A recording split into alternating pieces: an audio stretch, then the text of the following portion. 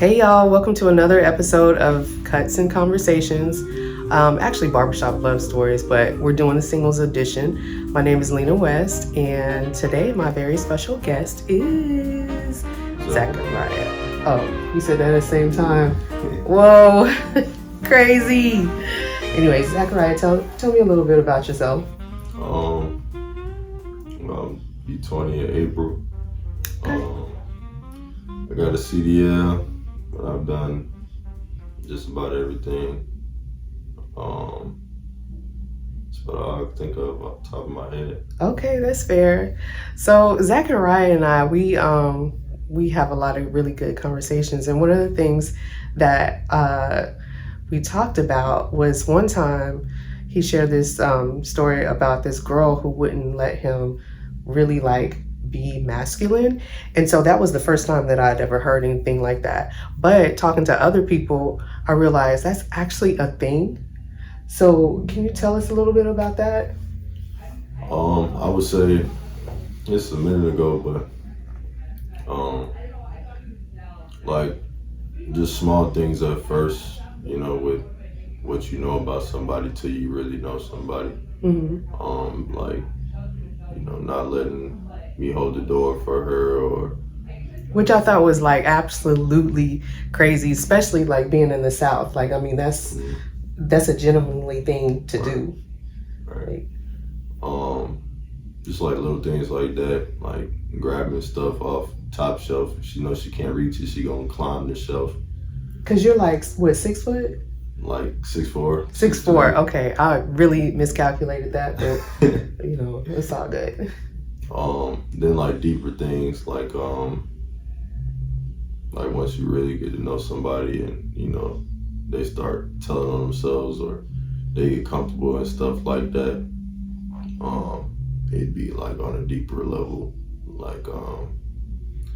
she would try to wear the pants and stuff like that, meaning probably an example would probably be if I bring something to her attention, it's wrong for me to do it. But if she brings something to attention, I'm just supposed to sit back and, take it. I mean, we're supposed to listen to each other and acknowledge what each other has to say, but that's not the case with everybody. So you went into it thinking this was going to be a partnership, we're going to be a couple that holds each other accountable and that helps each other, but it was more one-sided? Is that what you mean? Yeah. Then another example, I'd probably say she didn't really take too kindly to masculine energy. So she was pro-woman. And So are you telling me basically you dated a feminist who wanted a man? Most definitely. Okay. But it was interesting because she was trying to make it work, but the whole time I'm thinking to myself this ain't gonna work. Because you can't even submit. You know what I'm saying? Everything I say is wrong, and I don't be leading nobody wrong. I'll be saying what's real. Keep it 100 all the time. But So how far into that situation did you start seeing these little signs? I feel like it's different with everybody, but really probably whenever they open up, they're comfortable, stuff like that. So I'll probably say 2-3 months. Really? Huh. And then do you remember if she came from a 2-parent household, or was it raised? Not saying that makes a difference, but sometimes, when you or only see maybe a single parent, situation, right, it could be a little like that. I know her mom was like that, so she probably got it from her mom. But I'm nothing like my father. I was probably raised by my mama, and I turned out to be who I am today. Yeah. So I don't mean to cut you out, but I definitely remember a story.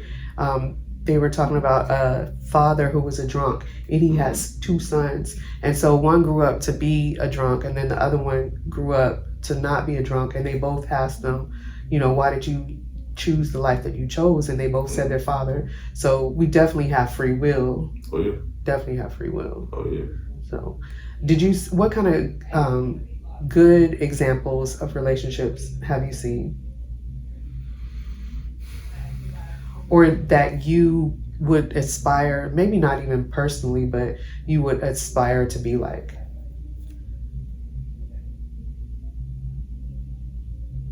Like, what type of relationship or man would you like to be? I wouldn't necessarily say I have an example, because like I've always wanted to like I have this image in my mind. Mm-hmm. You know what I'm saying? It's not a perfect image, but it's just different from the average relationship. Mm-hmm. What type of man I want to be is the type of man I am today, besides the fact that I'm not a father yet. But even then, like me not having a father, him being who he is, I don't want to be nothing like him. I want to be the opposite. I want to be the father that I wanted to be. Mm-hmm. Or not the father I wanted to be, but the father I always wanted. You know what I'm saying? To my kids, and over time, like I realized that I wouldn't even realize that I've been dealing with certain things until I'm a father and be like, you know what? This helped me out a whole lot, and I didn't even realize it, just being this father to my kids, because I'm prone to just put stuff to the side and keep going with day-to-day life, because that's what you gotta do. But things will come to light once I'm a father, and once I got a wife and stuff like that. Mm-hmm. At what point did you decide, hey, I want a wife? Young age, 5 years old. 5 years old, wow. 5 years old. I feel like God instilled that in my heart. Because he knew that I was going to be a good husband, be a good father. So he gave me the mission to do so.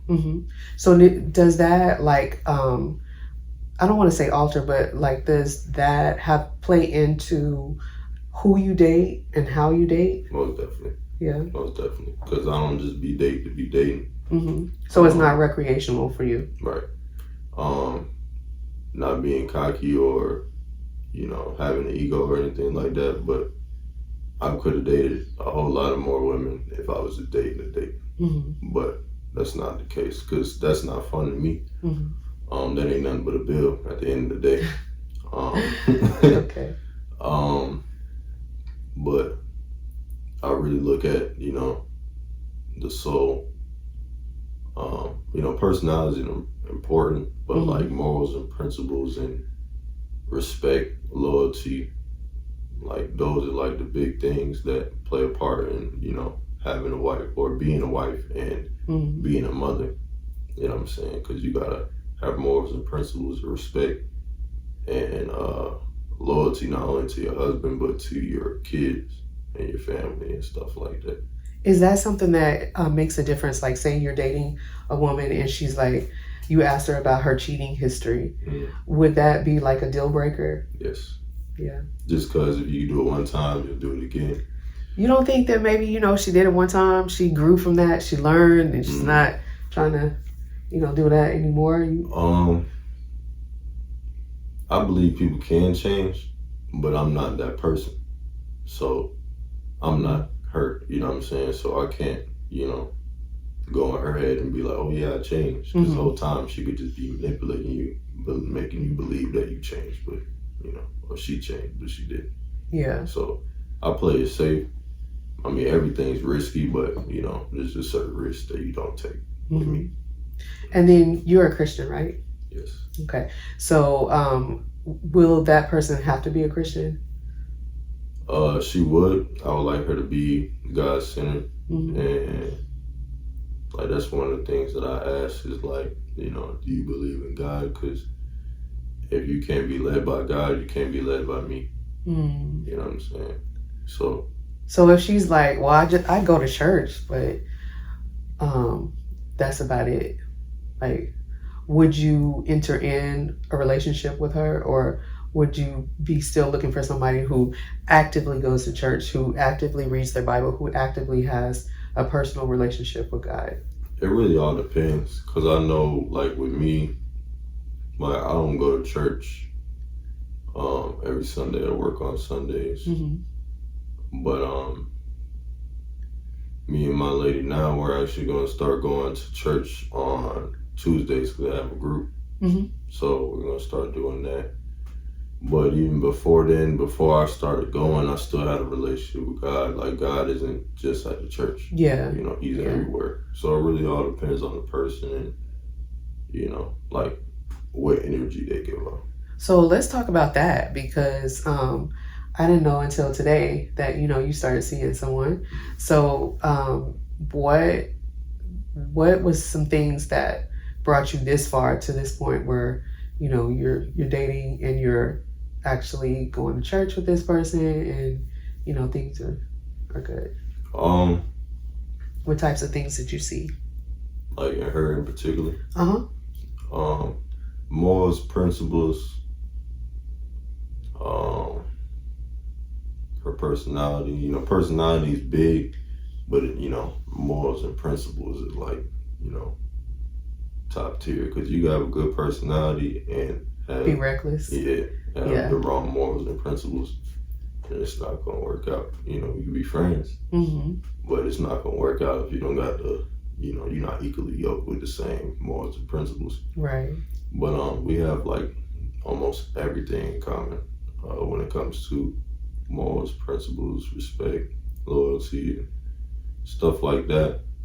And that's hard to find, because I'm hard to find, even though I be everywhere. You know, you don't know until you know, because, you know, what I look like, I may look like, you know, I got a whole lot of different women and I enjoy it. We talked about that. I said you kind of like catfish people, because just looking at you, you know, you would think, oh yeah, like he got a roster, like he's not loyal to anybody, you know, he does all kinds of stuff or whatever. But the reality is, I mean, because I've known you for a few years now, like you're a God-fearing young man, like you want to live right, you want to do the right things, and you want like a solid family, which I think in this day and age, your age group, like they're not checking for families or wives or husbands too much. Like it's not really a thing. But another thing too, she's older too, so I was gonna ask about that too. Like, you know, she's more prone to be more mature and stuff like that, and you know, really know who she is, or like know she stands on her morals and principles. You know what I'm saying?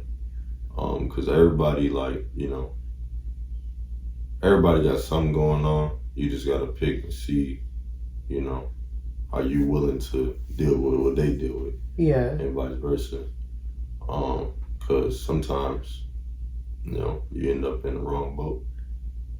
The boat got too many holes, it's gonna sink eventually when the storm comes through. I mean, that's true. That's true. What has your past dating taught you to prepare you for the situation that you're into now? That's a good question. I mean, it could be some things that maybe you've went through that you're like, nah, I don't want that. It's hard to say, because there's a lot of manipulation in my generation. Okay.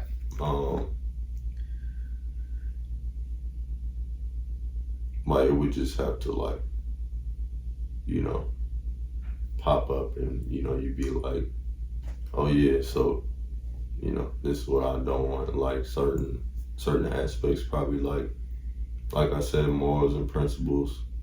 You know, sometimes with this generation being manipulative, you know, it may not come out till 2-3 months, 6 months, a year, and you're like, oh, okay, so you just like everybody else. You know, you're not so special. And you said like a year, so would you, like, how long would you wait to decide you would want to propose to somebody? It depends on the type of connection you have and how much they show me. You know what I'm saying? Because you can say you love me, but you only show me one time a year. You don't love me for real. You say you care about me, but only so you care one time a year, and you don't really care about me for real. Mm-hmm. That's the way I look at it. I appreciate the words, and I'm big on communication. But the action behind it, is very important. Okay, so let's talk about action. What is that, with you being the age that you are, what type of action would show you like, hey, this person cares for me? I would probably say calling and checking on me, pulling up to the crib and make sure I'm good, or I'm sick, you care for me, or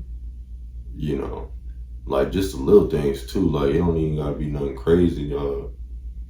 My favorite drink, Sprite. You bring me some Sprite, and I don't even ask for it. I'll be like, I'm a deep thinker, so I'll be like, oh, okay, so she probably don't got a Sprite, a high C, and a Coke for some other people in the car. She just brought me a Sprite. So that means that, she's investing her time into me. You know what I'm saying? Rather than, spending all this time with other people, and you know what I'm saying? So yeah, I'd probably say stuff like that. But, the deeper stuff too,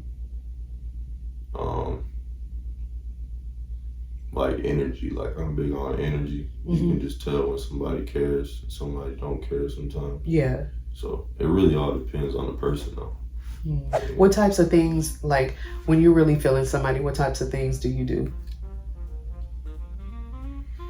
In what aspect? I mean, would you be pulling up on them? Would you be bringing them the Sprites? Yeah, no, I stand on what I speak about for myself as well. I do look at it the same way.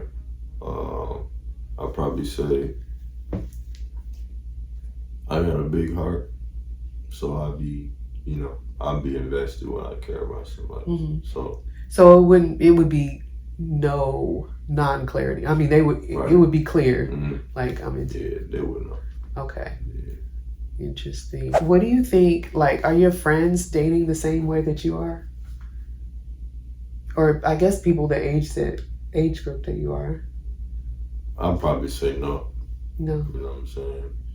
I've even talked to women in the church that were not on that. Yeah. Yeah. Or not even not very church oriented. Be the same person that be in the front row and singing the songs, crying and hands in the air, but you're not living up to that. But I'll be in the back and I'll just be reading the words. And two different extremes, but I put it into play. You know what I'm saying? Yeah, you definitely strike me as a observer. So you're definitely more prone to watch things rather than just okay, all right, you said that. Right. So is that even in the church, is it really hard to date, would you say? Because I've been told, people are like, well, you should just go to church today. First of all, I personally, I'm not gonna go. If I'm going to church, I'm not going to church to find somebody. If I happen to find somebody, that's cool, but I'm not actively, I don't, to me, that's not a place to be looking and finding people. But God works in mysterious ways, so I know that it has happened for other people. I do kind of feel a lot of times when I've heard that, it's been divine encounters. It wasn't they just woke up and they're like, hey, who can I meet today at church, But yeah. I feel it is hard until it's not hard. You know what I'm saying? My lady, she understands, and she may not be used to me, because I don't care how many people you be with, you'll never be used to somebody like me. There's only one of me for real. But she's willing to learn and compromise and stuff like that. So that's what I mean by it's hard until it's not hard. Because a lot of people gonna be hard headed. A lot of people, they're not gonna go. You know what I'm saying? It's hard to find a gold needle in a pool full of hay. You know what I'm saying? They look the same. Maybe not the same, but look similar. You know, Yeah. tatted up, braids, facial hair, the way I walk, the way I talk, dress.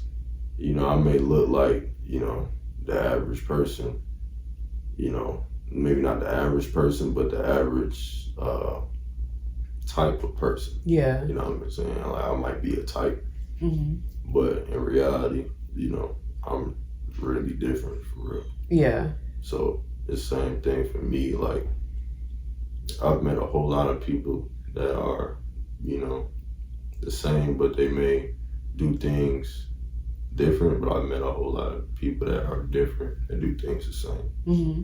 So it is difficult. But like I said, it's difficult till it's not difficult. Yeah. I mean, I would say, like, there was a point in time in my life where I was like lukewarm. And so I was in church and like not really living outside of church the way that I should have been living. So, I mean, people go through their, you know what? This is the second person I've done an interview and they have started yawning. I'm tired. I work hard. Listen, are you tired of this interview? Oh, my goodness. Yeah, so I definitely understand. That's not to cast any shame on anybody because people are where they're at. And I would rather for somebody who is lukewarm to be in the house of God because you never know when that could change or whatever. But yeah, it's not a guarantee that you're going to find, what you're looking for in the church. Right.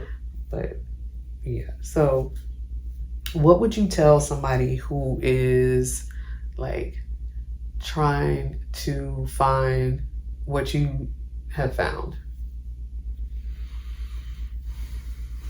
Keep having the dedication. Don't quit. Cause it's not really it's not really a sprint. It's a marathon. It's just gonna pop up when you least expect it. Mm-hmm. Like I met my lady in the aisle while I was at work at Publix. You know what I'm saying? And So ladies, Publix. Don't do Walmart. Go to Publix. Yeah, Walmart's a little sketch. But I wasn't expecting, to meet somebody that I have a great connection with while I was working in Publix. But I did. I wasn't expecting to meet anybody. I was focused on work. Yeah. But just keep having that dedication, even though you get tired. Like I got tired of talking stages, and I'm quick to block somebody or cut off somebody, and I got tired of that because I just felt, discouraged. The human part of me. Then I look above that. I'll be like, well, God gonna do what He gonna do. Right. Were you actively praying for somebody, or were you just like resting in the fact that I just believe that God has somebody for me, and I'm gonna just let it do what it's gonna do? A little bit of both. Yeah. So I would pray when I felt like I was on like the edge, like meaning like the edge to like giving up. But then I realized that I don't give up. My mama ain't raised no quitter, so then I just keep my faith in God and be like, you know what, I know He gon' come through. Right. You know what I'm saying? Because at the end of the day, we can only do so much. We're temporary. I just had this conversation with my lady yesterday. We temporary. So God is eternal. So with that being said, everything we do is temporary. Right. Everything God does is eternal. So for sure. You're going to find what you're looking for eternally through God. You're going to find temporary stuff through yourself. Definitely understand that. Well, I so appreciate you coming on the show. Your breath of fresh air, and I hope you guys enjoyed this interview. Once again, thank you for tuning in to Barbershop Love Stories, Cuts and Conversations. So like, share, and subscribe, and yeah, thanks guys.